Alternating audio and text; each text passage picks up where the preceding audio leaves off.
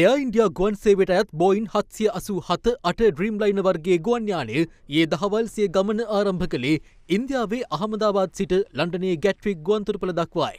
ඒ මගින් 230 දෙනෙක් සහ කාර්ය මණ්ඩලයේ 12 දෙනෙකුද ඇතුළුව 242 දෙනෙක් සමගින්. යානය දහවල් 1:38ට ගුවන්තොටුපළෙන් නික්මුණද එහි ගමන විනාඩියකටත් අඩු කාලයක් තුල නිමා වුණේ ලෝක ගුවන් ඉතිහාසයට තවත් ඛේදවාචකයක් එක් කරමින්.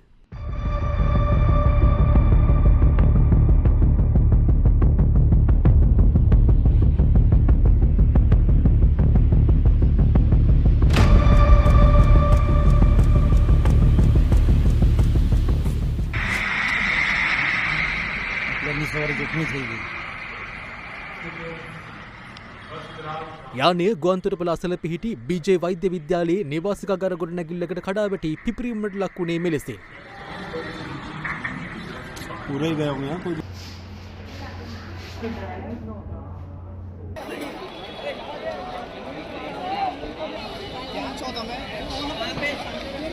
යානයේ සිටි මගීන් සහ කාර්ය මණ්ඩලයේ 242 දෙනාගෙන් 241 දෙනෙක් අනතුරින් ජීවිතක්ෂයට පත් වුණා.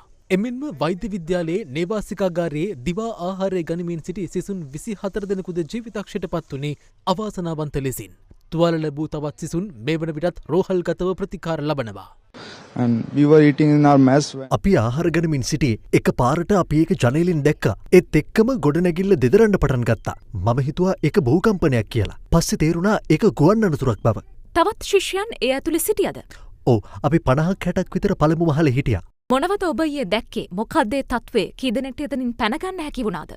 මුලින්ම විශාල ශබ්දයක් ඇහුණා. ඊළඟට බිත්ති ඇදවටෙන්න පටන් ගත්තා. සියල්ල කැඩී බිඳි විසිරුණා. මට සෙලවෙන්නවත් බැරි වුණා. ඉතින් මම හෙමින් අත්තිලට ඔසෝමින් සුන්බුන් අතරින් ඉවතට එන උත්සාහ කළා. මගේ මිතුරන් ඇවිත් මාව ඉවතට ගන්න උත්සාහ කළත් සිලින්ඩරයක් පිපිරීම නිසා ඔවුන්ට ඒ කිරීමට හැකි වුණේ නැහැ. මම කිව්වා ඔවුන්ට දිව යන්න කියලා. ඉතින් ඔවුන් ඉවතට ගියා. පස්සේ මාව මුදා ගන්න ජීවිතාරක්ෂකයෙක් පැමිණියා. මේ අතර ගුවන් යානයේ සිටි 242 දෙනාගෙන් එක් අයෙකුගේ දිවි ගැලවී තිබුණේ ආශ්චර්යවත් ලෙසින්. ඒ ඉන්දිය සම්භවයක් ඇති බ්‍රිතාන්‍ය ජාතිකයෙකු වන විශ්වාස් කුමාර් රමේෂ් නමැත්තායි.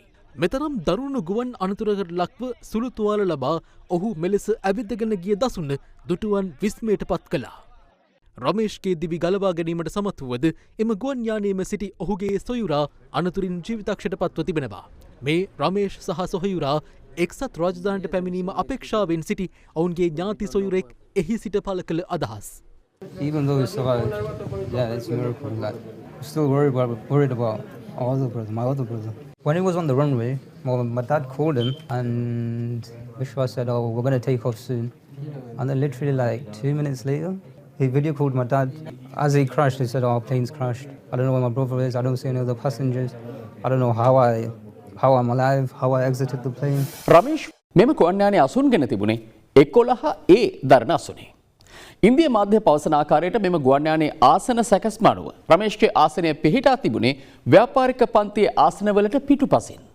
එනම් ඉකොනොමි ක්ලාස් හෙවත් පාරිභෝගික පන්තියේ අසුන් කොටසේ පළමු පේළියේ කවුළු අසල. එමෙන්ම හදිසි පිටවීමේ දොරටුව ආසන්නේ. මුලින් ඔහු පවසා තිබුණා තමන් හදිසි පිටවීමේ දොරටුවෙන් පිටතට පැන්න බව. ඒත් ඒ නිශ්චිත මතකයකින් නෙවෙයි.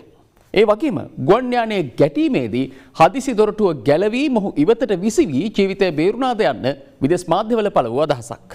නමුත් හදිසි පිටවීමේ දොරටුව අසල අනෙක් මගීන්ට එලෙස ජීවිතය බේරා ගැනීමට හැකි වී නැහැ. ගුවන් විශේෂඥයින් පවසන්නේ මෙතරම් දරුණු ගුවන් අනතුරකින් දිවි ගැලවීම ආශ්චර්යයක් බවයි.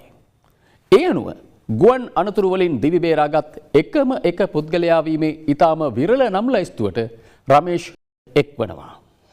ලොවක් විස්මයට පත් කරමින් දිවි ගැලවුණු රමේෂ් සිය ත්‍රාසජනක අත්දැකීම ඉන්දිය මාධ්‍ය වෙත අද විස්තර කළේ මෙලෙසින්. The lone survivor who miraculously survived this. මේ මාරාන්තික ගුවන් අනතුරින් විස්මිත ලෙස දිවි ගලවාගත් එකම පුද්ගලයා දැන් අප සමග සිටිනවා. මොකක්ද ඊයේ ඇතිවුණු තත්වය? ඔබට විස්තර කරන්න පුළුවන්ද? මට ඒක විස්තර කරන්න බෑ. ඒත් ඒ හැමදේම උනේ මගේ ඇස් ඉදිරිපිට. මට බෑ ඇත්තට මේක විස්තර කරන්න. කොහොමද ඔබ ඉන් පැනගත්තේ? ඒක නිකන්ම ඔබ හදිසි පිටවීමේ දොරටුව විවෘත කළාද? නැහැ. හදිසි පිටවීමේ දොරටුව කැඩිලා තිබුණේ. මගේ අසුන කැඩිලා තිබුණා. මම දැක්ක පොඩි අවකාශයක්. එතනින් මම එළියට එන්න උත්සාහ කළා. එහෙමයි ඒක උනේ. ඔබ යානයෙන් පිට වෙන්න කලින් එය ගිනි ගත්තද? ඔව් එතකොට පොඩි ගින්නක් තිබුණේ. නමුත් මම එළියට ගියාට පස්සේ ඒක පිපිරලා ගිනි ගත්තා. කවුරු හරි උදව් කළාද ඔබ තනිවම යානයෙන් එළියට ආවහම? ඔබ කොහොමද ගුවන් යානයෙන් පැන්නේ? මම පැන්නේ නැහැ. මම නිකම්ම එළියට ඇවිදගෙන ගියා. එතකොට ගිලන් රථයක් ආවා. ඔබ ගොඩනැගිල්ලෙන් පිටතට ආවද? නැහැ. එහි බිම සිටියේ ගුවන් යානයේ වැටුණු තැන. ඔබට දැන් සොයක් දැනෙනවද? ඔව්. බෙවිදිහට මේ අනතුරින් බේරීම ගැන ඔබට මොනවද හිතෙන්නේ? මට එක විස්තර කරන්න බැරි තරම් ඒක ආශ්චර්යයක්. මෙතර අනතුරෙන් මියගේ පිරිස් හඳුනා ගැනීම සඳහා ඔවුන්ගේ ඥාතීන්ගෙන් DNA සාම්පල ලබා ගැනීම මේ වන විට සිදුවනවා. අහමදාබාද් පොලිස් ප්‍රධානියා සඳහන් කළේ මේගේ පිරිස අතර ගුවන් යානයේ සිටි අය මෙන්ම වෛද්‍ය විද්‍යාලයේ සිසුන්ද සිටින නිසා මරණ සංඛ්‍යාව තවමත් නිල වශයෙන් පැවසිය නොහැකි බවයි. යානය අනතුරට ලක් වූ පරිශ්‍රයේ සුන්බුන් ඉවත් කිරීම තවමත් ක්‍රියාත්මක අතර යානයේ එක් කළු පෙට්ටියක් මේ වන විට සොයාගෙන නැතැයි ඉන්දිය මාධ්‍ය පවසනවා. එය අනුව යානයේ පක්ෂීන් ගැටීමක් සිදුවීද වෙනත් කාර්මික දෝෂයක් හෝ නියමුවාගේ අත්වැරැද්දක් නිසා අනතුර සිදු වූවාදැයි නිශ්චිතව අනාවරණ කරගත හැකි වනු ඇති. එයා ඉන්ඩියා ගුවන් සමාගම අයත් ටාටා සමූහය අනතුරට පත් වූ අයගේ පවුල් වෙත ඉන්දිය රුපියල් කෝටිය බැගින් වන්දි ලබා දීමට තීරණය කර තිබෙනවා. මෙතර ඉන්දියා අග්‍රාමාත්‍ය නරේන්ද්‍ර මෝදි ගුවන් අනතුර සිදු වූ ස්ථානයට අද පැමිණියා. අග්‍රාමාත්‍යවරයා සමග ගුජරාට් ප්‍රධාන අමාත්‍යවරයා ඇතුළු නිලධාරීන් පිරිසක්ද එම අවස්ථාවට එක්ව සිටියා.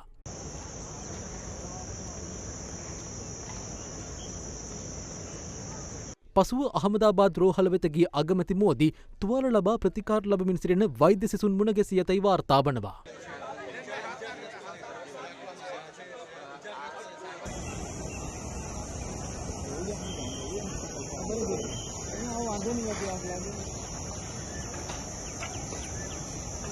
එමෙන්ම අග්‍රාමාත්‍යවරයා ගුවන් අනතුරින් දිවි ගලවාගත් රමේෂ්ගේ ස්වදුක් විමසුවේ මෙලෙසින්.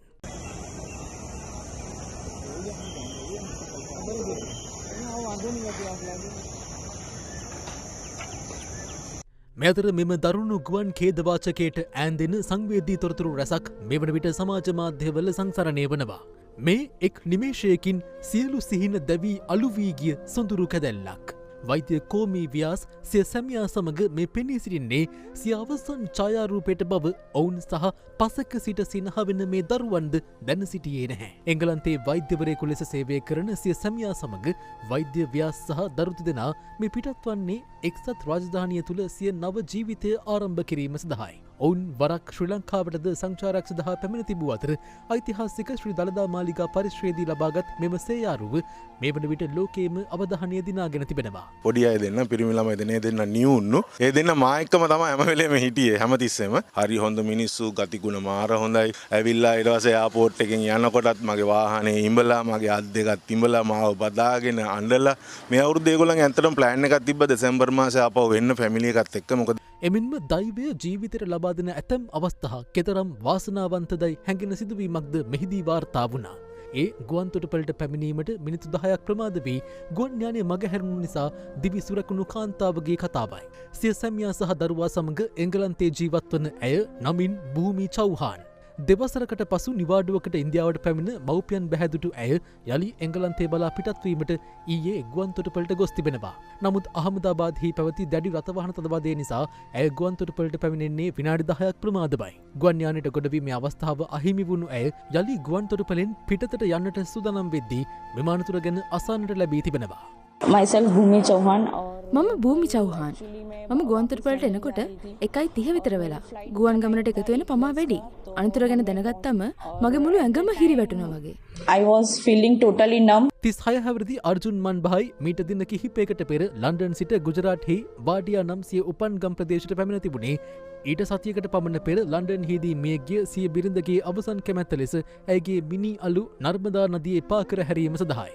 සිය ඥාතීන් සමග චාරිත්‍රයට කිරීමෙන් පසු යළි ලන්ඩන් බලා යන අතර ඔහුද මෙම අනතුරින් ජීවිතක්ෂයට පත් වුණේ සිය සිව් හැවිරිදි සහ අට හැවිරිදි දරු දෙදෙනා මෙලොව තනි කරමින්. මෙම යානයේ ප්‍රධාන නියමුවා මීට දින 3කට පෙර සිය 80 වී ඇති රෝගී පියාට පොරොන්දු වී තිබුණේ ඔහුව රැකබලා ගැනීම සඳහා තමන් ළඟදීම ගුවන් නියමු රැකියාවෙන් ඉවත් වන බවයි. 20 හැවිරිදි රුද්‍රාද සිය පාසල් අධ්‍යාපනය නිම කිරීමෙන් පසු වැඩිදුර අධ්‍යාපනය සඳහා එංගලන්තය වෙත යමින් සිටියේදී මෙම අනතුරින් මිය ගියා. ඔහු මීට පෙර ඉල්ලුම් කර තිබූ කැනඩා වීසා නොලැබීමෙන් පසු ඔහු එංගලන්තයේ ශිෂ්‍ය වීසා සඳහා අයදුම් කර එම වීසා ලබාගෙන තිබුණා. ගුජරාට් ප්‍රාන්තයේ හිටපු මහඇමති විජයි රූපානිද මෙම අනතුරින් මිය ගියේ එම යානයේ ව්‍යාපාරික පන්තියේ ගමන් කරමින් සිටියේදී. මෑතකදී විවාහ ගෙවසගත් දැනට එංගලන්තයේ අධ්‍යාපනය ලබන ඉන්දිය යුවලක්ද මෙම යානයේ ගමන් කරමින් සිටියදී මිය ගියා. ඉන්දියාවේ මධ්‍ය ප්‍රදේශ ප්‍රාන්තයේ පදිංචි කාන්තාවක්ද සිය සැමියාගේ උපන්දිනය සැමරීම සඳහා ලන්ඩන් වෙත යමින් සිටියදී මෙම අනතුරින් ජීවිතක්ෂයට පත් වුණා. සේවා අවශ්‍යතාවක් මත ලන්ඩන් වෙත යාමට පැමිණි මෙම තරුණියද මෙම අනතුරින් මිය ගිය අතර එම ගමන ඇයගේ ප්‍රථම සහ අවසන් ගුවන් ගමන වුණා. මෑතකදී විවාහ දිවියට පත් සිය දියණිය ලන්ඩන් වෙත පිටත් යාමට පෙර ඇය සමග ගුවන් තොටුපළේදී ගත් මෙම ඡායාරූපය ඇගේ පියා සමාජ මාධ්‍යයට මුදා හැර තිබුණේ අනතුරට පත් යානය ගුවන් ගතවීමටත් පෙරයි.